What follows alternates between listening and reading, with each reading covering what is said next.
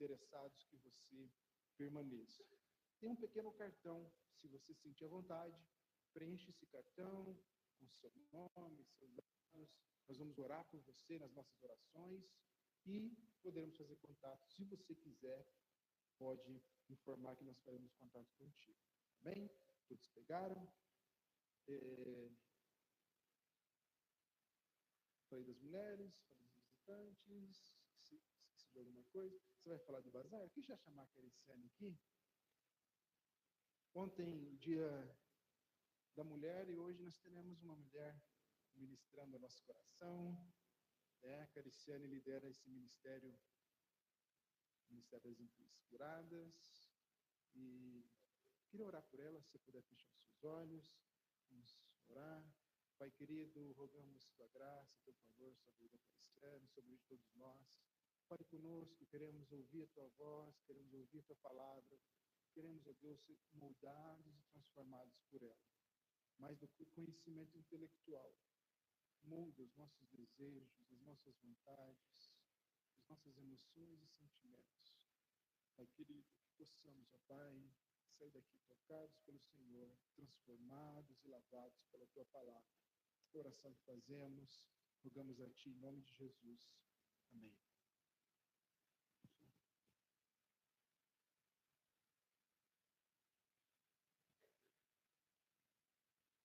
Graça e paz, igreja. Amém? Antes da gente dar início à nossa palavra, eu queria reforçar o convite do Chá das Inspiradas, que acontece agora dia 22 de março, às 16 horas aqui na igreja. Se você ainda não fez a sua inscrição, faça, porque nós temos vagas limitadas. O link está no grupo das mulheres e também na bio do nosso Instagram, @inspiradasbetel. Então, faça a sua inscrição para que você esteja aqui desfrutando desse momento, sendo preparado com muito carinho, muito amor para todas as mulheres. E eu quero reforçar, para que você que vai convidar alguém de fora, né, alguma mulher que não é daqui da igreja, que você dê prioridade para convidar pessoas que não estão inseridas, mulheres que não estão inseridas em alguma igreja já, tá? Para que a gente possa realmente cumprir a nossa missão, que é evangelismo. Amém? Amém. Então, vamos abrir as nossas Bíblias lá em João 8. Nós vamos ler do versículo 31 ao 37.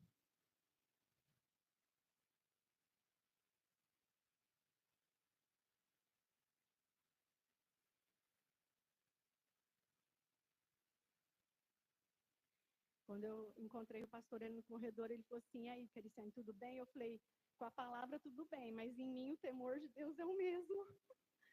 Amém, Jesus. Vamos lá, João 8, do 31 ao 37.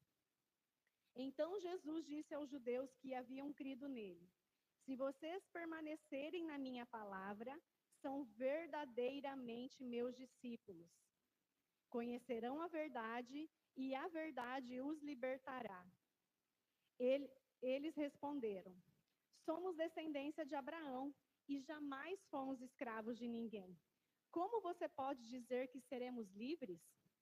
Jesus respondeu: em verdade lhes digo, que todo que comete pecado é escravo do pecado. O escravo não fica sempre na casa, o filho, sim, fica para sempre. Se, pois, o Filho os libertar, vocês serão verdadeiramente livres. Bem sei que vocês são descendência de Abraão. No entanto, estão querendo me matar, porque a minha palavra não está em vocês. Amém? Então, nessa passagem aqui, irmãos, Jesus estava, ali no templo de Jerusalém ensinando. E nos versículos anteriores, ali no início do capítulo 8, os escribas e fariseus haviam trazido à presença de Jesus aquela mulher pega em adultério. E ali nós sabemos o que aconteceu, né? Eles tentaram ali persuadir Jesus para que ela fosse apedrejada, né? Porque segundo a lei de Moisés, ela deveria ser apedrejada. Mas Jesus diz aquela frase, a famosa frase, né? Aquele que não tem pecado, que atire a primeira pedra. Então, eles se dispersaram ali, Jesus continuou ensinando, E nos próximos versículos ali do capítulo 8, no capítulo 12, Jesus segue falando que ele é a luz do mundo. E no versículo 21, ele fala assim: eu vou embora e vocês vão me procurar. E para onde eu vou, vocês não podem ir. Nesse ponto aqui, os judeus pensaram que Jesus podia estar falando que ele iria se suicidar. E por isso justificaria que eles não poderiam seguir, né? Seguir a Jesus, segui-lo. Porque os israelitas, eles eram ensinados desde cedo a honrar a vida. E eles abominavam o suicídio. Então, isso explicaria. Então, na cabeça, no entendimento deles, Jesus, né, poderia estar falando que iria se suicidar. E para onde Jesus ia, que era um lugar de condenação, de julgamento, eles não poderiam segui-lo. Mas, na verdade, o que Jesus estava falando era o contrário. Eles iriam para um lugar de julgamento e Jesus voltaria para o Pai. E quem não cresce nele como seu Salvador não poderia acompanhá-lo. Amém? Então, entrando aqui no versículo 31, que foi o que nós lemos, né? Jesus fala aos judeus, né, que haviam crido nele: se vocês permanecerem na minha palavra. E aqui essa palavra permanecer, ela tem um significado para nós. Não basta nós somente dizer que cremos, nós precisamos permanecer. Porque quem permanece na palavra, quem permanece em Cristo, é a característica do verdadeiro discípulo. Então, irmãos, existe um crer que não é verdadeiro. Nós entendemos quando nós lemos ali que Jesus fala, se aquele que crê e permanecer, então nós entendemos que existe um crer que não é verdadeiro. Quando Jesus fala, né, se vocês permanecerem na minha palavra, ele deixa claro que essa é uma das marcas do verdadeiro discípulo. E aí Jesus fala, conhecerão a verdade. Mas que conhecimento é esse? Que verdade é essa? Será que Jesus está falando de qualquer conhecimento? Será que Jesus está falando de qualquer verdade? Hoje não, mas de uns tempos para cá nós temos muito ouvido até no meio político, né? Virou um meme, né? Virou um jargão. Conhecereis a verdade e a verdade os libertará. Mas será que Jesus estava falando de uma liberdade política? Será que era essa o alvo de Jesus? Ele estava falando de uma liberdade política para aquele povo? Esse conhecer que Jesus falava vem do grego, da palavra grega ginosko. É uma palavra bem estranha, né? Ginosko. E ela tem um significado de conhecer pela experiência. Conhecer de uma forma íntima. Conhecer por um relacionamento. Então, quando ele libertou a mulher pega em adultério, ele não libertou aquela mulher por um argumento teológico ou por um argumento político. Legal, né? Ele libertou ela, porque naquele momento ela teve um conhecimento íntimo de quem era a pessoa de Jesus. E esse conhecimento íntimo que ela teve ali com Jesus transformou a vida daquela mulher naquele momento. Amém? E aqui nós podemos tirar um aprendizado, irmãos. Não tem como nós dizermos que tivemos um encontro face a face com Jesus e não termos as nossas vidas transformadas. Não existe essa possibilidade. Aquele que encontrou o Senhor Jesus, aquele que o Senhor Jesus encontrou, e ele teve ali um encontro verdadeiro, a sua vida é transformada. Mas aqueles judeus ali continuavam questionando Jesus, né? Como você diz que seremos libertos? Nós somos descendência de Abraão e nós jamais fomos escravos. Né? E aqui eu trouxe 2 pontos para nós analisarmos sobre essa afirmação daqueles judeus, né? Ali dos escribas e fariseus. E o primeiro ponto é justamente esse que eu falei, que Jesus não falava de uma liberdade política. Jesus falava de uma liberdade espiritual, de uma liberdade do pecado. Então, a diferença entre liberdade e escravidão é você ser filho ou você ser servo, escravo. Então, essa é que é a diferença. O escravo, ele pode viver dentro da casa do seu senhor, mas ele não é da família. Ele não tem parte com o seu senhor. Ele não tem uma... como que é a palavra? Uma garantia do futuro. O filho, sim. o filho tem parte com o pai, ele é herdeiro. Então, os escribas e os fariseus, eles tinham muito conhecimento, né? Eles tinham conhecimento sobre muitas coisas, mas o conhecimento deles era unicamente intelectual. Eles não tinham um conhecimento de relacionamento com o Pai, com Deus. Eles não conheciam a palavra, eles conheciam a palavra de Deus, mas de uma forma intelectual, de um conhecimento por conhecimento. É como se você for estudar, ler um bom livro e se aprofundar naquele assunto, mas não ter um relacionamento com o Pai. Era isso que acontecia com eles. E essa religiosidade deles, né, o orgulho deles, fez com que eles não conseguissem reconhecer em Jesus o Filho de Deus, né? A verdade que libertaria o povo do pecado. E quantas vezes, irmãos, nós encontramos pessoas assim, ou quantas vezes nós já fomos assim? E eu falo por mim mesma, porque eu posso afirmar para os irmãos que eu tenho tido um relacionamento com o Pai através da palavra de pouco tempo para cá. Eu já havia lido a Bíblia antes, umas 3 vezes, ela toda, de forma histórica.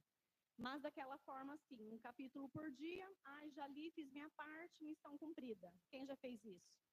Não precisa erguer a mão, eu já fiz. Mas é isso que Deus quer de nós? É dessa forma superficial que Ele quer que nós nos relacionemos com a palavra e com Ele? Não, não é dessa forma, né? Então, nós julgamos muitas vezes conhecer Deus e encontramos muitas pessoas que falam assim, mas eu conheço Deus. Eu creio em Deus, sim, eu creio. E creio em Jesus, que Ele é o Filho, né, de Deus que veio para nos salvar. Mas será que esse conhecer dessa forma é o que Deus quer? É o suficiente para nós? A liberdade espiritual, segundo o Evangelho, ela é um chamado para viver uma vida transformada pelos frutos do Espírito. Então, como eu falei agorinha, não tem como a gente ter um encontro sem ter a nossa vida transformada, né? Então, mas isso também é um processo na nossa vida, porque muitas vezes nós queremos dar os frutos já de forma rápida, né? Nós temos que entender que a vida cristã, ela também é uma caminhada, né? E nós vamos crescendo, vamos amadurecendo, conforme vamos buscando e nos alimentando. Nós também podemos comparar o nosso relacionamento com Deus, irmãos, como um namoro, né? Quando a gente tem ali o encontro com Jesus, o primeiro encontro, né? Nos apaixonamos, né? Começamos a namorar e conforme esse namoro vai evoluindo, ele vai para um relacionamento mais sério, que se torna um noivado e depois um casamento, né? E essa caminhada cristã, essa nossa caminhada cristã, nós também podemos comparar a uma árvore que ela é plantada, né? Vamos fazer uma analogia aqui da nossa vida cristã com o plantio de uma árvore. Quando nós plantamos uma árvore frutífera, né? Uma árvore que dá frutos, ela dá frutos instantaneamente ou em poucas semanas?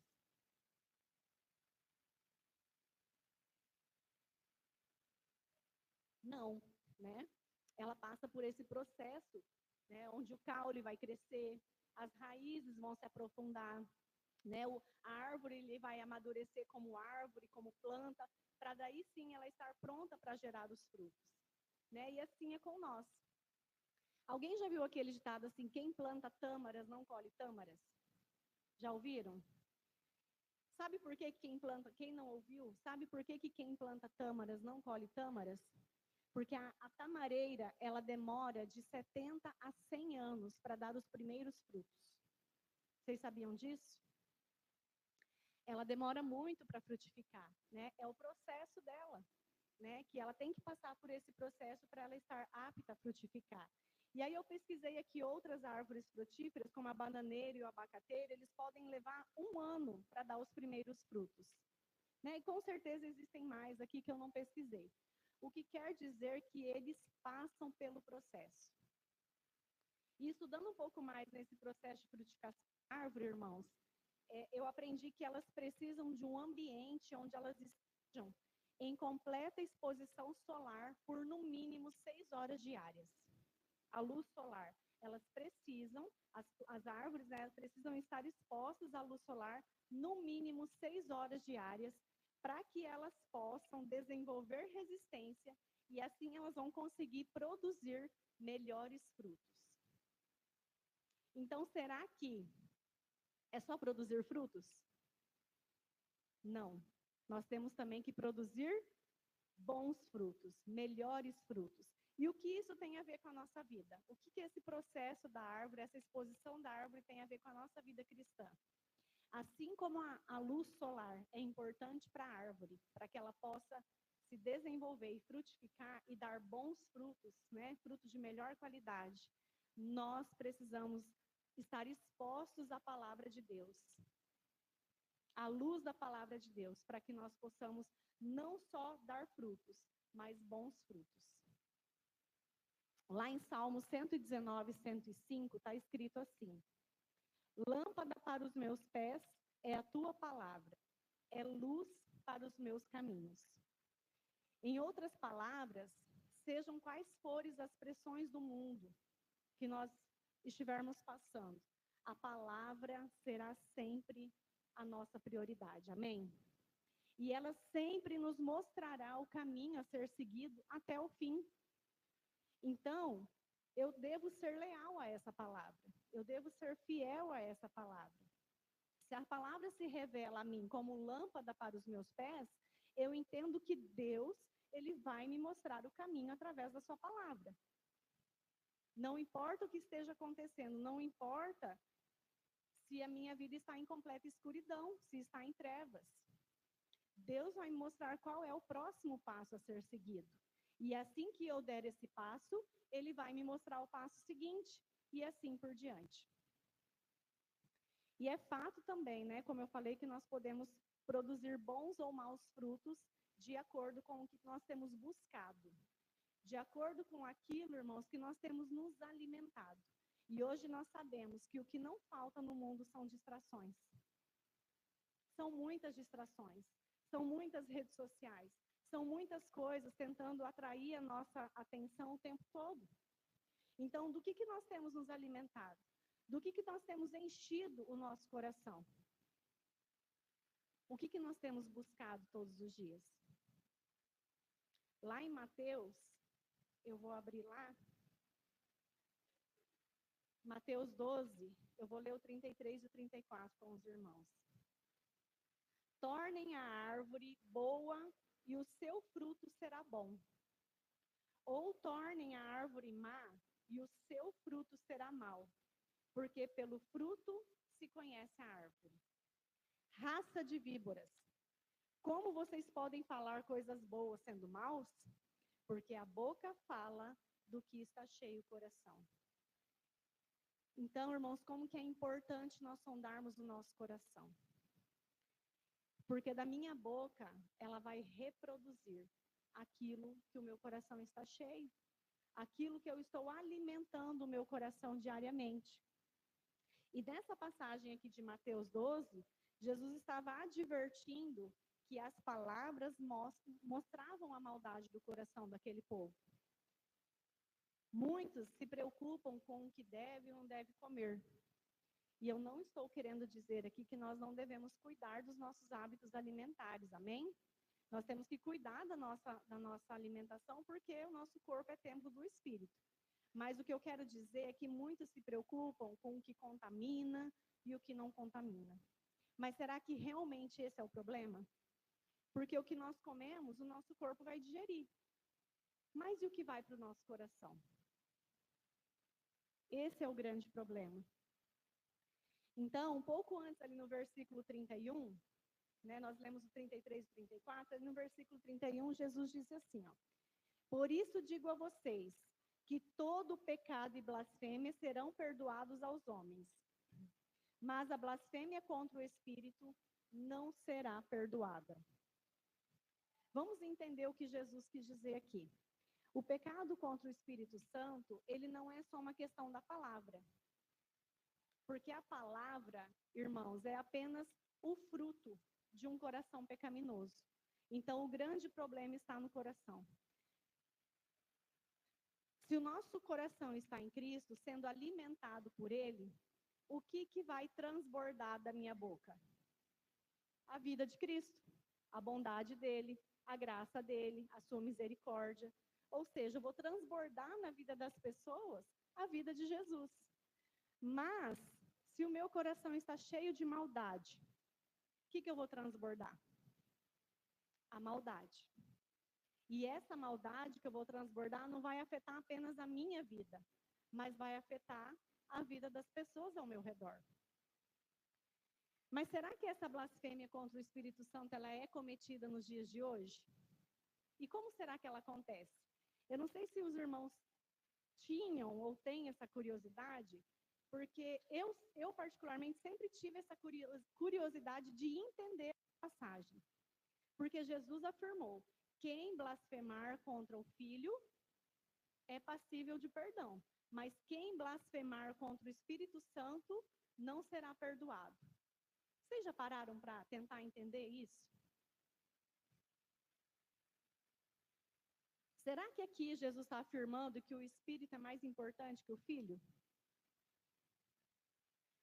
Não. Não é isso que Jesus está dizendo. Ao que parece, aí eu, com essa curiosidade de entender isso, eu fui buscar, eu fui pesquisar, eu fui estudar.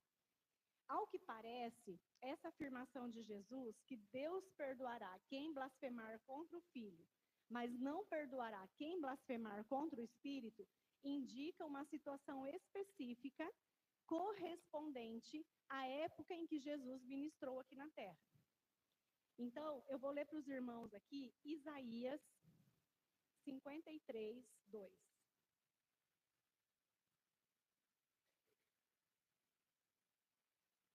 Porque foi subindo como um renovo diante dele e como raiz de uma terra seca. Não tinha boa aparência, nem formosura. Olhamos para ele, mas não havia nenhuma beleza que nos agradasse. Aqui, Isaías já estava apontando para a vinda de Cristo. E Jesus, quando ele veio, ele não tinha nenhuma aparência diferente dos homens judeus da época. Então, ele era um homem comum. As atitudes dele, as ações dele, as palavras dele atraíam multidões. Mas ele não tinha nada fisicamente diferente daqueles homens. Então, maldizer a Cristo era uma ofensa perdoável enquanto ele estava aqui na terra como homem, apesar de ser também 100% Deus, né? Mas quando o Espírito de Deus veio no Pentecostes, então essa testemunha era comprovado a vinda de Jesus, né? Comprovando a vinda do Messias, a vinda de Cristo. Era comprovação de que ele tinha vindo aqui na terra, que ele tinha morrido por nós, né? E tinha ressuscitado. Então, a rejeição do Espírito era terminante para isso. Então, ao rejeitarem João Batista, naquela época, né, eles estavam rejeitando ao Pai que o enviou, porque a palavra diz que João veio para preparar o caminho para o Senhor, né? Ao rejeitarem Jesus, eles estavam rejeitando o Filho, mas ali como um homem, né? E ao rejeitarem o Espírito, né, o ministério dos apóstolos, eles estavam rejeitando o Espírito Santo, que seria a rejeição final. Então, nesse sentido, que quem blasfemar contra o Espírito Santo não é passível de perdão. O Espírito Santo é a última testemunha de que Jesus veio. E essa rejeição, ela não pode ser perdoada. Amém? Você já ouviu dizer, irmãos, falando de perdão, né? Você já ouviu dizer que tem algumas denominações onde todos os pecados são perdoados, menos o pecado de adultério? Já ouviu dizer isso? Cuidado, nós temos que tomar muito cuidado com algumas doutrinas dos homens. Porque a palavra de Deus, Jesus nos disse, né, ele nos deixou bem claro que todos os pecados podem ser perdoados. Pecado de adultério, pecado de assassinato, de mentira, de prostituição. É claro, é óbvio, irmãos, que isso não nos dá alvará para pecar. Amém? Isso não nos dá autorização para pecar. Nós somos lavados e remidos e nós precisamos buscar a santidade, né, e ser santos. Mas Jesus disse que todos os pecados são perdoados. O único que não é perdoado é o que eu acabei de explicar. Porque é o Espírito, né, que convence o perdido pecador. Amém? Então, aqui nós analisamos esse primeiro ponto da afirmação daqueles judeus. E eu disse no início que nós iríamos falar sobre 2 pontos. Então, agora eu vou falar para os irmãos o segundo ponto, que é justamente a afirmação deles que eles eram descendência de Abraão e jamais havia sido escrava. E essa afirmação daqueles judeus, né, dos escribas ali, fariseus, era uma afirmação falsa. E ela poderia ser confrontada com as escrituras do Antigo Testamento.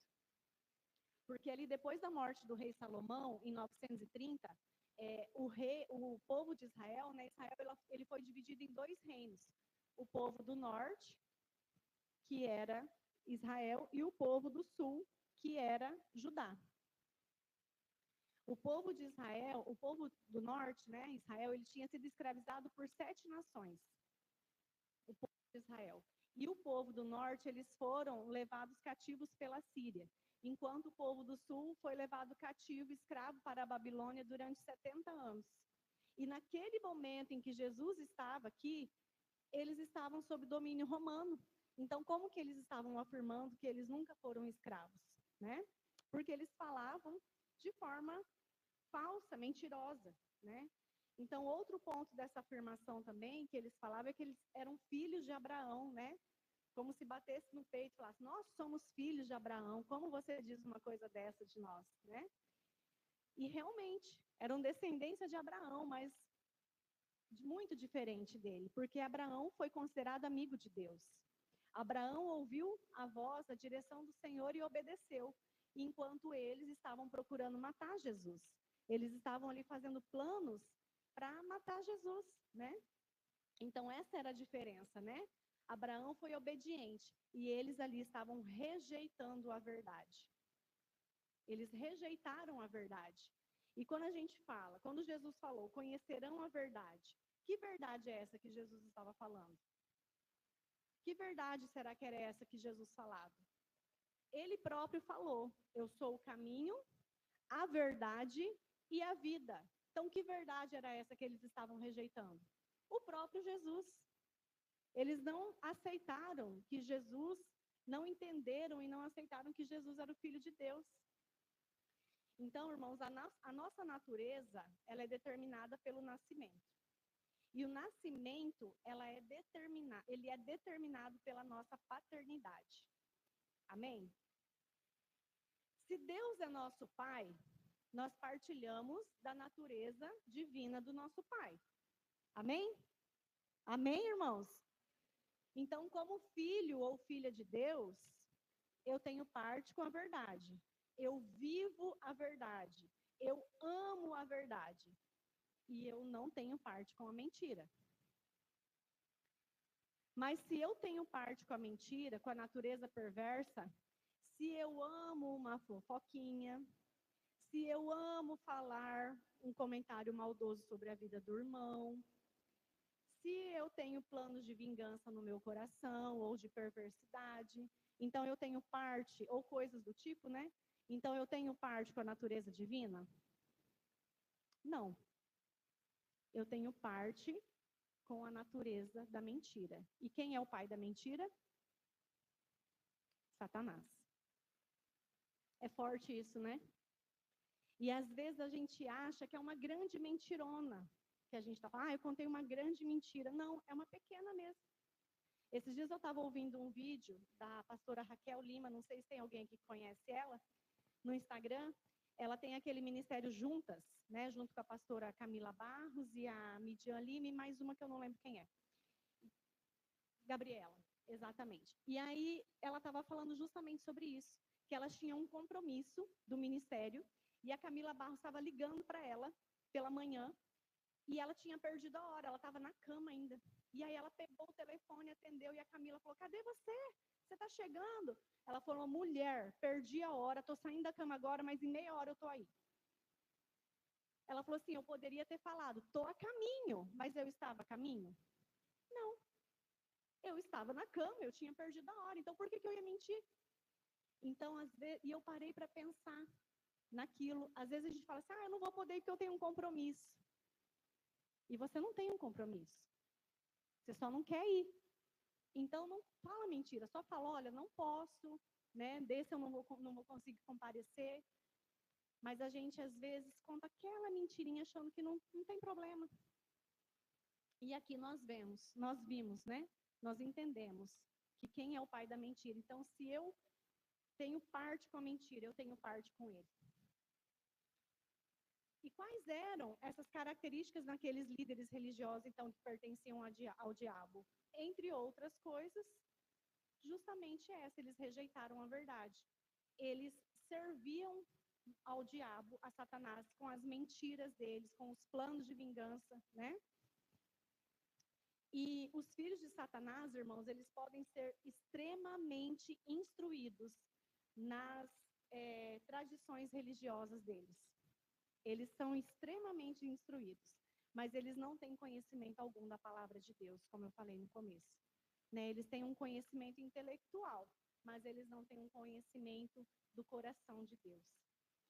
E aí eu assisti também um outro vídeo que eu quero compartilhar com os irmãos, foi até o Marcelo que me mandou, e se eu não me engano eu compartilhei contigo, pastora, e compartilhei com a Josi. Um homem estava lá em Jerusalém, e o vídeo é todo em inglês, aí tem legendas, né? E ele fala um versículo bíblico, e ele vai perguntando para vários homens judeus, é o Antigo ou o Novo Testamento? E todos eles, de forma unânime, responderam, é o Novo Testamento. E aí ele faz outra pergunta, por que você acha que é o Novo Testamento? Aí eles respondem, porque fala de Jesus. É meio sem graça, sim, porque os judeus, eles não acreditam que Jesus voltou, eles ainda esperam a vinda do Messias, né? E aí eles meio sem jeito falam, porque fala de Jesus. E aí depois ele revela que aquele versículo não era do Novo Testamento, era Isaías. Eu não lembro se era Isaías 54, eu não pesquisei, eu não assisti o vídeo de novo para ver. Mas era lá em Isaías já apontando para a vinda do Messias. Depois eu vou pesquisar certinho o capítulo e mando para os irmãos no grupo.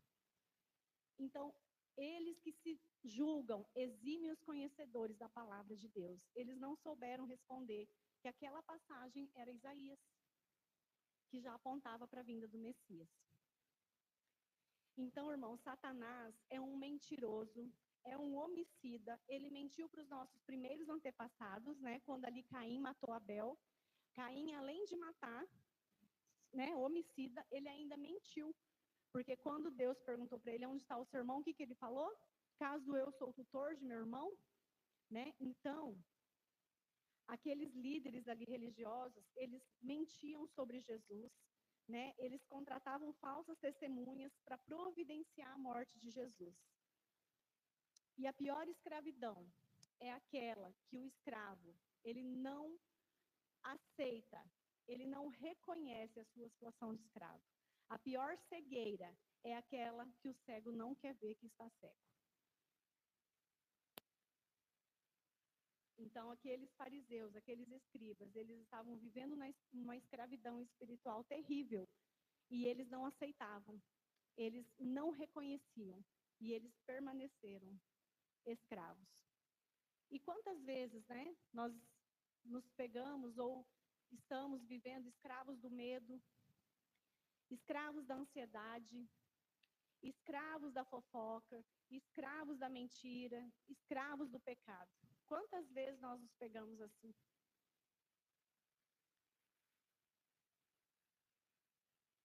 Aqueles líderes religiosos, irmãos, assim como muitos crentes, acreditavam ser livres. Mas, na verdade, eles estavam sujeitos a essa terrível escravidão espiritual, servindo ao pecado e a Satanás. Eles se negavam a encarar a verdade, quando, na verdade, eles só poderiam ser libertos por ela, por essa verdade que era Jesus. Então, muitas pessoas, como eu falei, inclusive crentes, né, ainda não experimentaram, infelizmente, essa verdadeira liberdade espiritual. Por estarem presos a feridas, a dores, a traumas do passado.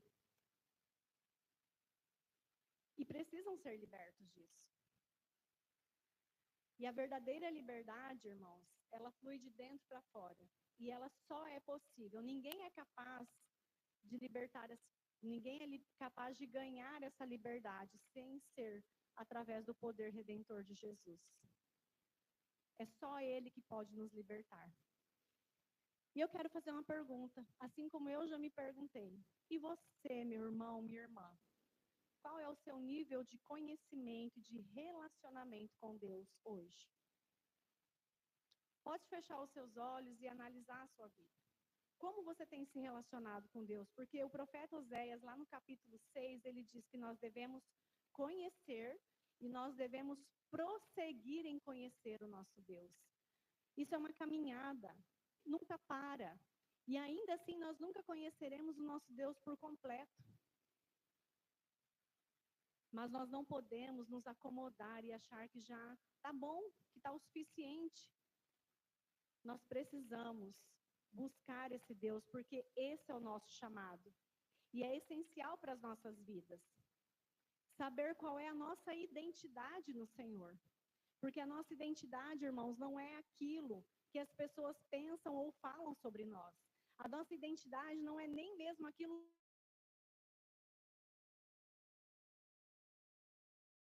que Deus fala que nós somos. É aquilo que Deus pensa sobre nós. E quando nós entendermos isso, nós já seremos libertos de muitas coisas. Amém? Muitas vezes nós ficamos tão distraídos e ocupados demais com tantas coisas na nossa vida. Muitas vezes nós nos preocupamos em crescer profissionalmente. Não está errado. Isso não está errado, você buscar algo melhor para a sua vida. Mas qual tem sido a sua primícia? Porque muitas vezes nós enchemos o nosso dia com outras coisas e nos esquecemos do Senhor. Muitas vezes o nosso dia está tão atribulado e nós nem sequer fazemos o nosso devocional. Ou muitas vezes nós até pegamos a Bíblia, mas lemos igual a Cariciane lia, de uma forma superficial e falamos, tá bom, já, tchau, agora eu vou trabalhar. Já fiz, já cumpri a minha missão cumprida. E não é isso, não é sobre isso. Nós temos muito falado sobre ser filhos ou escravos. E essa palavra, desde lá da imersão em Cuiabá, tem mexido muito comigo. Eu tenho meditado muito sobre ela. E muitas vezes a natureza da carne, quer fazer eu viver de forma escrava. Eu falo, não, eu sou filha. E a gente tem que vigiar todos os dias. Até o pastor pregou lá no último dia do nosso Summer Camp sobre o pai. Pregou sobre o filho pródigo, o filho mais novo, no segundo dia o filho mais velho, e no terceiro dia sobre o pai. E ele falou exatamente isso, que o pai corre ao nosso encontro quando nós nos direcionamos a ele, quando nós caminhamos em direção a ele. O pai corre, essa palavra foi muito forte ao meu coração. Porque o nosso Deus é um Deus de emoções. Ele se alegra quando ele vê o filho ali, debruçado em cima da palavra. Senhor, fala comigo. Eu quero te ouvir. Então, irmãos, como que nós podemos conhecer esse Deus? Porque eu falei no começo que Deus quer que nós nos relacionemos com Ele. Como que a gente pode falar que a gente conhece uma pessoa intimamente? Quando nós passamos tempo com ela, quando nós nos relacionamos com ela, quando nós conversamos com ela, quando nós buscamos conhecer o coração dessa pessoa. E é assim que o nosso Deus quer que nós nos relacionemos com Ele. Quando nós buscamos conhecer o coração de Deus. Pai, o que o Senhor quer para mim? Qual é a sua vontade sobre a minha vida? Pai, o que o Senhor tem para mim hoje? Esteja no controle do meu dia, na direção do meu dia. Me ajuda nas minhas decisões. Me dá a direção certa, porque eu sou falho, muitas vezes eu vou pelo caminho errado. Então, irmãos, se existe uma fórmula mágica, não existe uma fórmula mágica para nós nos relacionarmos com Deus. Mas se ela existe, eu vou falar agora para os irmãos. Leitura, e o pastor já falou isso aqui várias vezes, eu vou só voltar a falar. Leitura da palavra. Meditar na palavra. Não só ler, mas meditar. Pare ali uns minutos do seu dia. Fique em solitude. Escute o que Deus quer falar com você, porque muitas pessoas falam assim: ah, Deus não fala comigo. Irmãos, Deus fala o tempo todo. É nós que não prestamos atenção. É os nossos ouvidos que estão distraídos ou estão ocupados demais com outras coisas e nós não escutamos a voz de Deus. E uma das orações que eu tenho feito sobre a minha vida é justamente essa: Espírito Santo, faz os meus ouvidos sensíveis à tua voz, eu quero te ouvir. E nós temos que orar sobre isso. Senhor, fala comigo. Senhor, faz o meu ouvido sensível à tua voz, eu quero te ouvir, eu quero te escutar, eu preciso te ouvir, eu anseio por te ouvir. E a outra coisa, eu falei, a leitura da palavra é meditação, e a outra coisa é oração. Nós temos aqui toda a última semana do mês, a semana de oração, e sempre é uma bênção. Quem participa sabe. Mas também uma vida diária de oração, você buscar o Senhor. Mas também ouvir ao Senhor, né? Nós estamos aprendendo aqui que nós não precisamos só falar nas nossas orações. Nós precisamos também, muitas vezes, silenciar e ouvir o que Deus quer falar conosco. Esse é o caminho, essa é a fórmula mágica, irmãos. Se existe a fórmula mágica, então ela é essa. Vamos fechar os nossos olhos? Vamos ficar de pé, fechar os nossos olhos. Agora eu quero que você realmente concentre toda a sua atenção no Senhor. Não se preocupe com a pessoa que está ao seu lado. Eu quero que você realmente fale com o Pai. Porque Ele está aqui. E Ele quer te ouvir. E Ele também quer falar ao seu coração. Então, se você achar necessário silenciar para você ouvir a voz dele, silencie. Se você tem algo para falar para o Pai, fale. Abre a sua boca e fale, porque Ele conhece o nosso coração. Mas Ele também quer nos ouvir, amém? Pai, no nome de Jesus, Senhor, nós te honramos, Senhor, nós te louvamos, engrandecemos o teu nome, Senhor. Com o nosso coração grato, Senhor, a essa palavra. Porque muitas vezes, Senhor, nós estamos ainda andando como escravos, Senhor. Mesmo estando na casa do Pai, Senhor, nós vivemos como escravos, escravos do pecado, Senhor, do medo, da ansiedade. E no nome de Jesus, Senhor, nós não queremos mais, Senhor. No nome de Jesus, Senhor, nós declaramos, Senhor, que nós somos filhos. Nós somos filhos amados do Senhor. Oh, Pai, Tu és tão bondoso. Tu és um Pai tão amoroso, um Pai tão maravilhoso que corre na nossa direção. E isso é tão bom, Senhor, sabermos que tem um Pai que cuida, um Pai zeloso, mas um Pai também que deixa nós decidirmos, Senhor. E nessa noite nós queremos decidir pela vida contigo, Senhor. Nessa noite nós decidimos que nós não queremos mais ser escravos, nós não queremos mais, Senhor, andar em pecado. Nós queremos, Pai, nos libertar de tudo aquilo que nos afasta do Senhor, de tudo aquilo que nos distrai, Senhor, de tudo aquilo, meu Deus, que tem assolado a nossa vida, meu Deus, nos entristecido, meu Deus. Muitas vezes, Senhor, nós achamos que estamos enchendo o nosso coração com coisas boas, mas nós não estamos, Senhor. Nós só podemos, Senhor, nos encher de Ti. O Senhor é o único que pode nos realizar. O Senhor é o único, meu Deus, que pode transformar verdadeiramente a nossa vida. Nós entregamos a Ti, Senhor, tudo. Nós entregamos a Ti tudo, Senhor. Nós nos rendemos a Ti, Senhor, porque entendemos que só o Senhor pode nos ajudar, só o Senhor pode nos libertar, Jesus. Tu és o caminho, Tu és a verdade que nos liberta, Tu és a vida. E nós queremos essa vida. Nós queremos encher o nosso coração de Ti, Jesus, para que nós possamos transbordar na vida das pessoas ao nosso redor. Nós queremos transbordar, Senhor, a Tua graça, o Teu amor, a Tua majestade. Nós queremos transbordar, Senhor, o Teu rio de águas vivas. Ah, Senhor Jesus, nós somos Teus.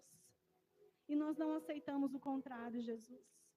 Nos ajuda porque sozinhos, por nós mesmos, nós não podemos, nós não conseguimos. Nos ajuda, Senhor, todos os dias a renunciar o pecado e viver para ti, Jesus. Essa é a oração que nós fazemos, Jesus, clamando a ti pela tua ajuda. Essa é a oração que nós fazemos a ti, Senhor. Agradecidos, porque nós cremos que o Senhor nos ouviu. Nós agradecemos e te louvamos, no nome do Senhor Jesus. Amém?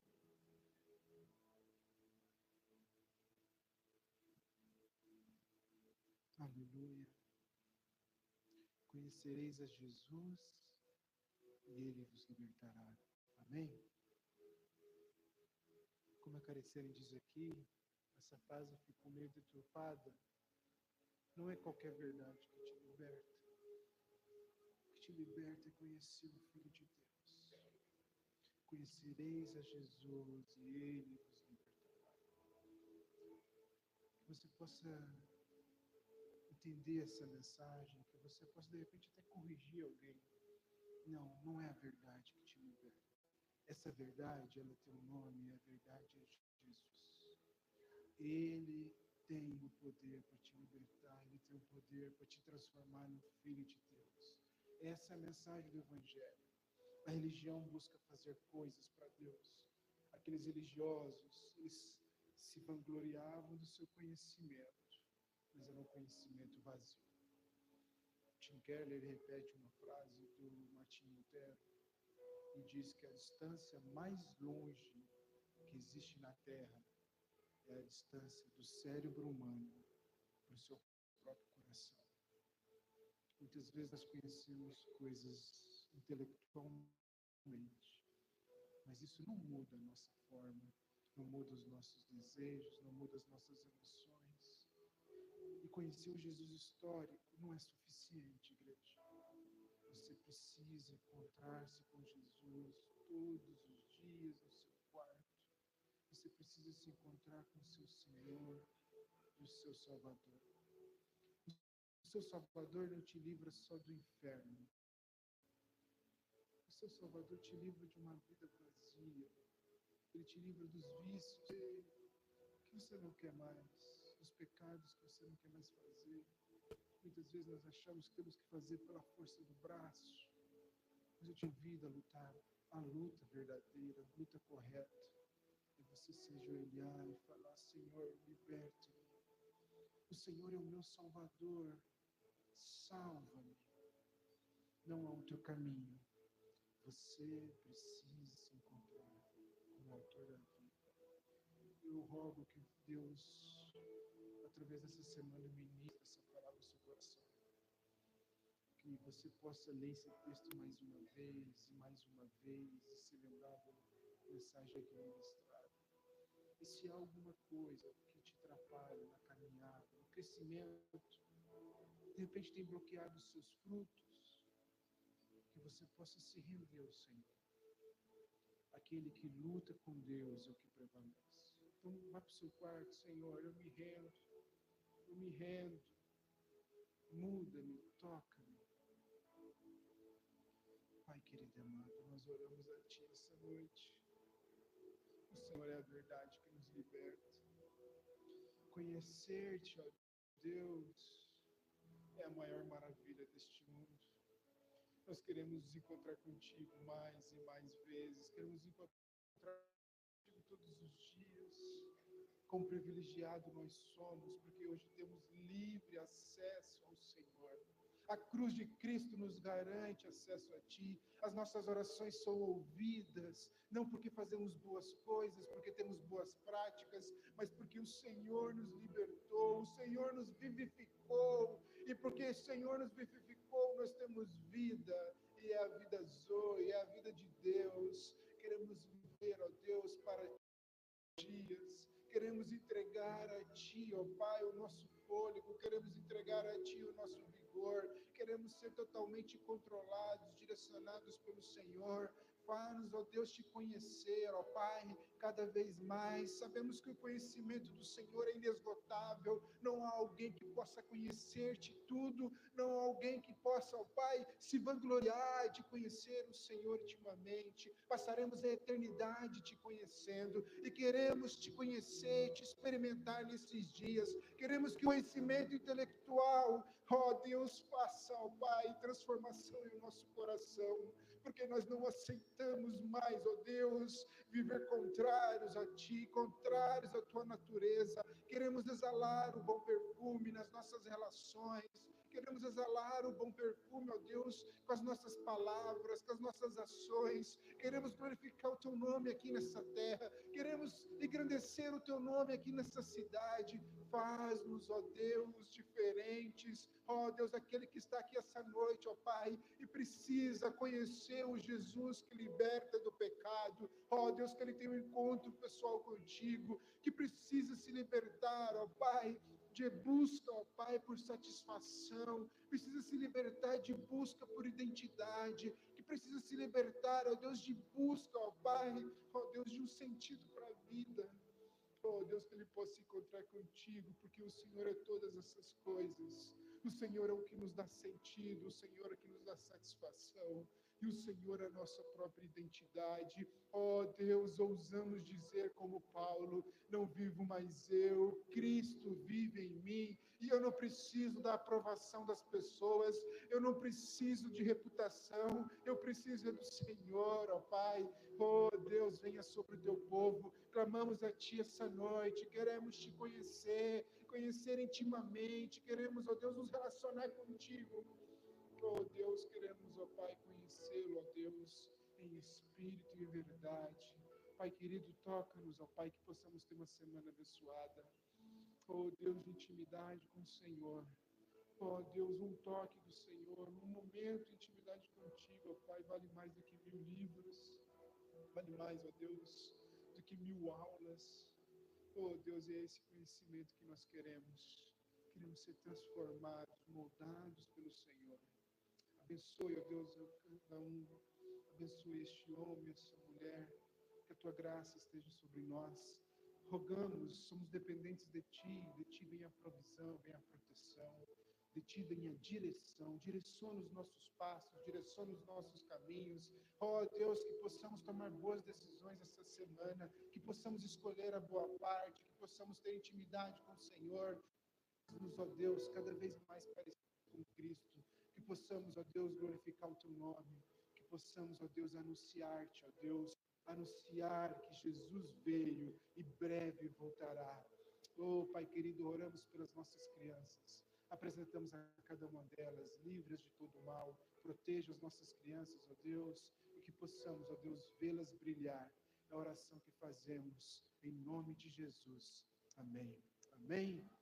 Que o amor do Pai, que a consolação do Espírito Santo e a graça do Filho esteja sobre a sua vida. Vá viver a melhor semana da tua vida até aqui, em nome de Jesus. Amém? Cumprimente o irmão que está do lado, a graça e a paz do Senhor. Seja feliz.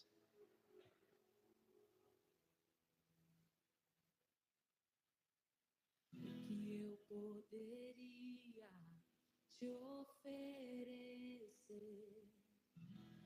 por tudo que tu és, tudo que tenho eu derramo aos teus